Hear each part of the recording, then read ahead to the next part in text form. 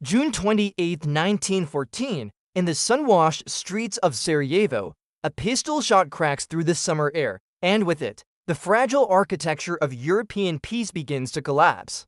Archduke Franz Ferdinand lies dying, and in chancelleries across the continent, telegraphs begin to chatter like nervous birds before a storm.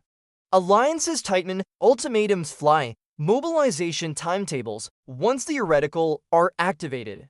Within weeks, millions of men march toward borders they barely understand. The war is supposed to be swift, decisive, cleansing. But by autumn, something has gone terribly wrong. And Europe is digging in for a struggle no one knows how to end. The German advance surges through Belgium and into northern France with terrifying speed. Cities fall, refugees clog the roads, yet the decisive breakthrough never comes.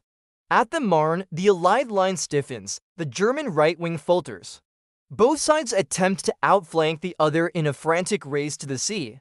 But every maneuver is met with counter-maneuver, every advance is matched by retreat.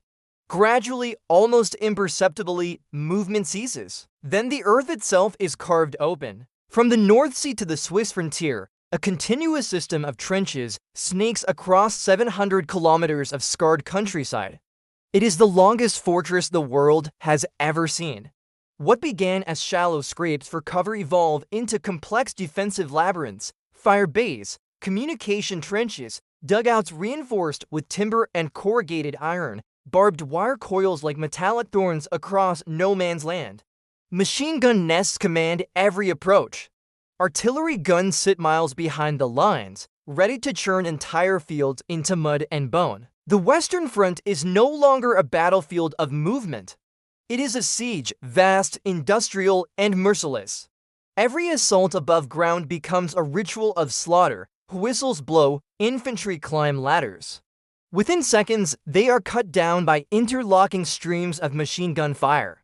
The dead hang in the wire, the wounded drown in shell holes filled with rain. And commanders, staring at maps in distant chateaux, struggle to comprehend why modern firepower has made courage obsolete. Yet even as generals plan the next offensive, an older, darker method of warfare is waiting to resurface. History has seen sieges before. Medieval armies battered walls with trebuchets. Sappers tunneled beneath castles, packing chambers with timber and flame to collapse foundations. But in 1914, Europe prides itself on modernity. Railways, telephones, electricity, this is an age of steel and science. Surely, such primitive tactics belong to another century, and yet the logic of the siege remains unchanged. If you cannot break a fortress from the front, you undermine it. Beneath the mud of Flanders and Artois lies dense clay, the same geological gift that once allowed cities like London to burrow railways beneath their streets. Few soldiers in the trenches think about the ground beneath their boots. Their eyes are fixed on the parapet ahead, on the enemy's wire, on the smoke drifting over shattered villages, but the earth is not inert. It is concealment, it is cover, it is opportunity. Winter settles over the lines in late 1914. Frost hardens the parapets. Water collects in the trenches, soaking uniforms and spirits alike. Rats thrive, morale flickers. Commanders search desperately for innovation, something, anything, to break the deadlock. Artillery barrages grow heavier. Infantry waves grow larger, casualty lists grow longer. Still, the line does not move. But somewhere along that frozen front, German engineers are already thinking differently. They study the soil, they measure distances. They calculate load-bearing pressure. They are not planning another assault over open ground. They are preparing to go under it. And when the British soldiers near a quiet French village feel the earth tremble beneath them weeks later, they will realize, too late, that the battlefield has acquired a terrifying new dimension. If you're drawn to these hidden chapters of history, the wars fought not only across fields but beneath them, take a moment to subscribe and like. It helps the story reach others who want to understand how innovation and desperation reshape the world in ways few ever see. Because the next explosion will not come from the horizon, it will come from below. February 1915, in a quiet office in London, a meeting takes place that will alter the very geometry of the war. Across from the formidable Secretary of State for War, Lord Kitchener, sits the restless engineer and Member of Parliament, John Norton-Griffiths. Outside, Britain is mobilizing millions. Inside, the future of an invisible army is being decided. Norton-Griffiths does not propose another infantry division or artillery battery. He proposes something far stranger, to turn sewer builders into soldiers and send them beneath the enemy's feet. And Kitchener must decide whether to gamble the war on men who fight in darkness. Norton-Griffiths explains a technique unfamiliar to most generals, clay kicking. A miner reclines on a wooden frame, bracing his back, using the powerful thrust of his legs to drive a specialized spade into dense clay.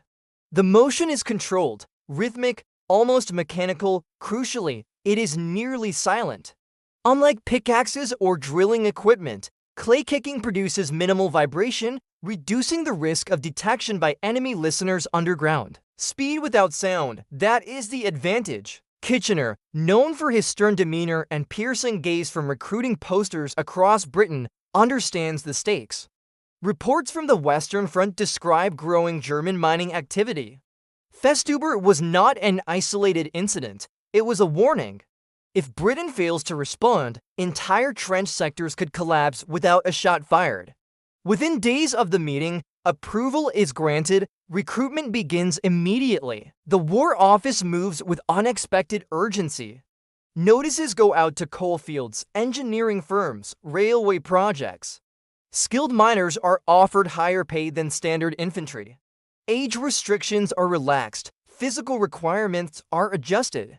These are not parade ground soldiers, they are industrial specialists. Civilians who once laid sewer pipes beneath Manchester streets or carved tunnels for the London Underground now exchange work clothes for khaki uniforms. But their real weapons will not be rifles, they will be spades, timber supports, measuring tapes, and explosives. Yet even as recruitment accelerates, a sobering reality looms. These men are not merely digging trenches, they are digging toward an enemy who may be tunneling toward them at the same time. Underground encounters will not resemble battles above ground. They will be sudden, suffocating, intimate. A single miscalculation could flood a gallery or detonate a premature charge. And somewhere beneath the mud of Flanders, German miners are already listening. The newly formed tunneling companies are dispatched to western Flanders, near the battered medieval city of Ypres. The town has endured relentless shelling.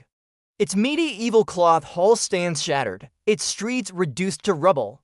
Yet Ypres remains strategically vital. It guards the channel ports. Only 30 kilometers separate this sector from the coast and the lifeline to Britain. If Ypres falls, the consequences could ripple all the way to the English shoreline. For kilometers south of the city rises an elevation so modest, it might be overlooked on a peaceful landscape. Barely a dozen meters high, it would hardly qualify as a hill elsewhere. But in the flat expanses of Flanders, even slight elevation confers commanding visibility.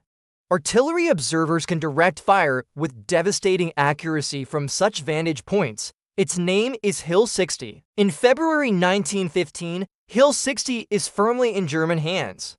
It is fortified with trenches, machine gun nests, and artillery positions. Repeated attempts to dislodge its defenders above ground have failed. Assaulting it directly would mean crossing open terrain swept by fire, a killing field.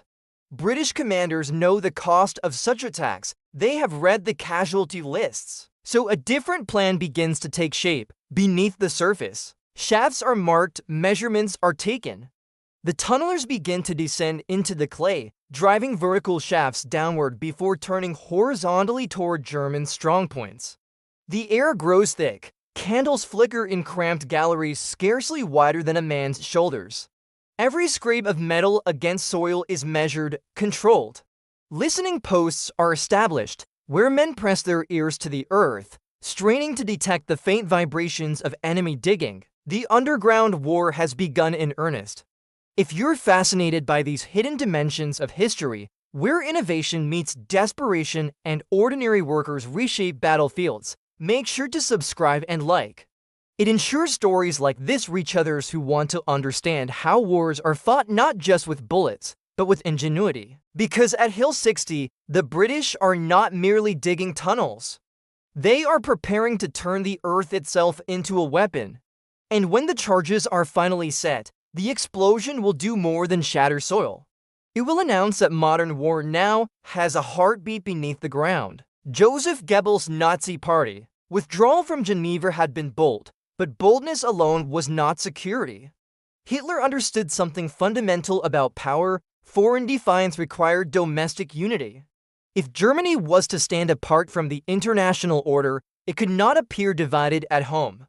And so, in November 1933, the regime staged not merely an election, but a spectacle of national affirmation that would bind the German people to its course in a single, orchestrated gesture.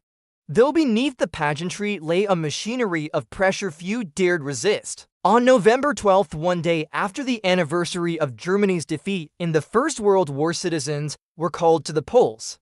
The ballot asked a single, loaded question: did they approve Germany's withdrawal from the Disarmament Conference and the League of Nations? Simultaneously, a Reichstag election was held, though all opposition parties had already been banned. The outcome was predetermined, the purpose was symbolic. Weeks earlier, the groundwork had been laid. On October 4th, the editor's law placed the German press firmly under state control. Editors had to be Aryan. They were instructed daily on what could and could not be printed. Independent journalism vanished almost overnight. Newspapers became conduits of instruction rather than information. Radio broadcasts echoed identical themes: honor restored, sovereignty reclaimed, humiliation rejected. At the center of this transformation stood Joseph Goebbels, the Reich's Minister of Propaganda. He understood that persuasion did not require truth. It required repetition, emotion, and spectacle. Rallies flooded city squares with banners and torchlight. Posters depicted Hitler, the embodiment of national destiny. The withdrawal from Geneva was framed not as a diplomatic maneuver, but as a moral reckoning. To vote yes was to vote for dignity. To vote no was to side with Versailles betrayal. The pressure was subtle and unmistakable. Ballots were cast publicly in many districts. SANSS members observed polling stations. Neighbors could see who hesitated.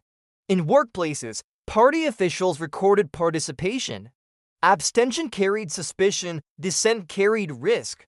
The regime did not need universal terror. It needed visible conformity.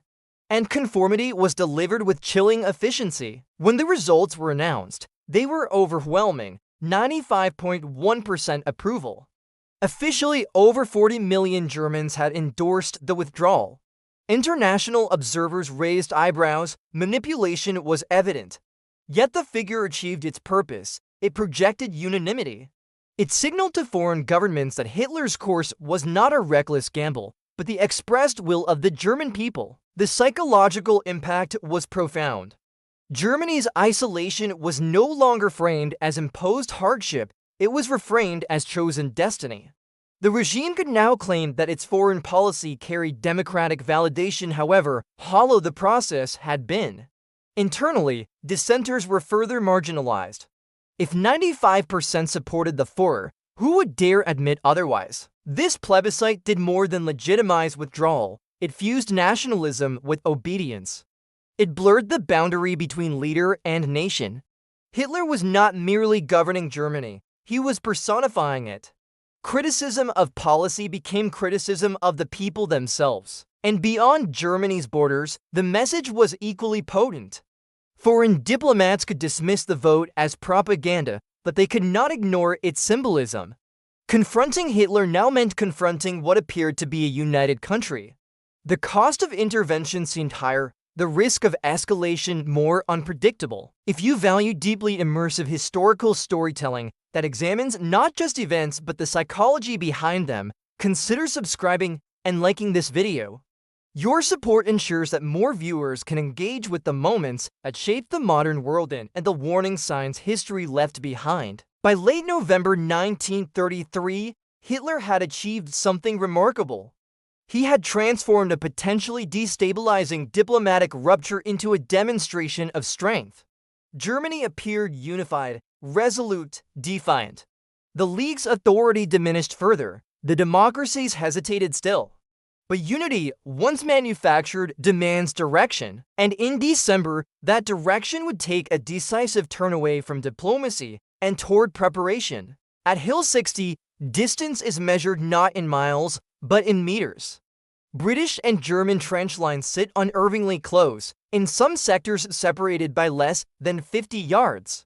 Above ground, any assault would require men to climb ladders into a storm of rifle fire and machine gun bursts. The slope, modest though it is, offers German observers a lethal advantage. Artillery can be adjusted with precision, movement in daylight is nearly impossible, so the British choose silence over spectacle. The tunnelers begin with vertical shafts, descending nearly 30 meters into the dense Flanders clay before turning horizontally toward German positions. Timber frames brace the walls, candles provide faint, flickering light. The air is still, heavy with the smell of earth and sweat. Ventilation is primitive, every breath feels borrowed. Yet the work continues, measured and relentless. Progress is slow but deliberate, clay kicking proves its worth. Reclining miners drive their spades forward with powerful leg thrusts, carving out galleries with remarkable efficiency and minimal noise. Spoil is passed back in sandbags, quietly stacked, redistributed, concealed. Above ground, infantry units maintain routine activity to avoid arousing suspicion. The illusion of normal trench life persists, but beneath their boots, a silent offensive advances. Listening posts become the nerve centers of this hidden war. In cramped recesses, men kneel with stethoscopes pressed against clay walls, straining to detect the faint scrape of German tools. Sound travels differently underground. A careless strike of metal can betray an entire operation. If enemy counterminers intersect a British tunnel, the result could be catastrophic close quarters fighting in total darkness, or the deliberate flooding or collapse of a gallery. Every foot gained underground carries risk, but the objective is clear. At the end of each advancing gallery, chambers are carved, cavities designed to hold explosives. Carefully calculated quantities are packed into position, fuses are laid. Timetables are synchronized with infantry commanders above. The plan is not merely to damage German trenches, but to obliterate them, to tear open the fortified summit of Hill 60 in a single, coordinated detonation. Weeks of labor culminate in a moment measured in seconds. On the appointed day in April 1915, British infantry stand ready.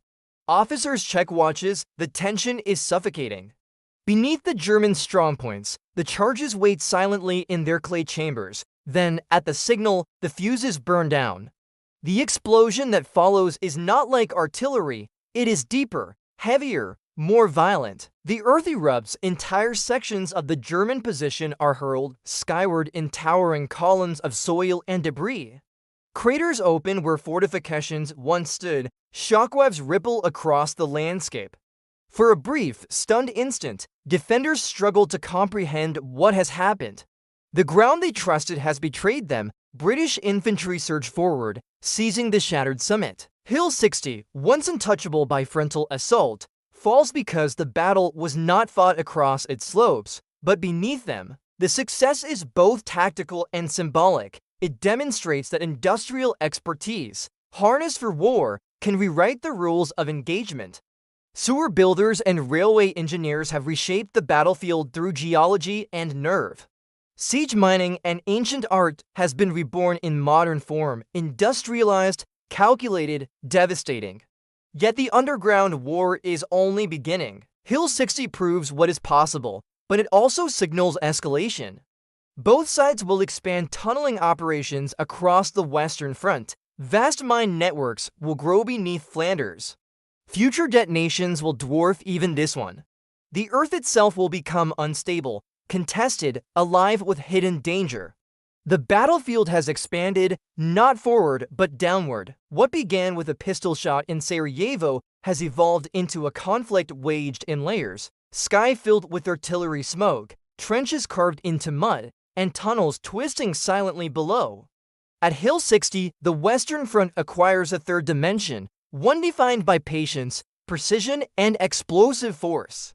Modern war, it turns out, is not only about who controls the horizon, it is about who controls the ground beneath it.